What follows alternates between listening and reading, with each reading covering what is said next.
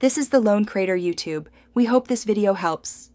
You'll start by importing the video and any photos into Capcut and placing them on the timeline. This saves time when matching frames. Once done, scrub to the frame you want to capture and pause. Make sure snap and grid are on so alignment is precise, and use a gentle 2x zoom if the subject is small.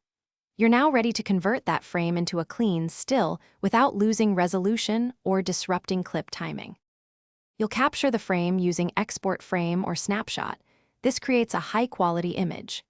Next, drag that still onto a new track and set the duration to 1 to 2 seconds so it reads as an intentional pause. Then refine. Add a mask if you need selective focus, increase sharpen slightly to recover detail, and use color match or manual color adjustments so the still blends with surrounding motion. These steps prevent a jarring visual jump and keep continuity. You'll finish by adding subtle motion with position and scale keyframes. A soft push in or out sells the capture effect. Then match motion by adding a small shutter blur or grain so the still feels like part of the footage. Export at the project resolution, preferably 4K when available, to preserve clarity. If things look off, reapply color match or recapture the frame at a nearby frame.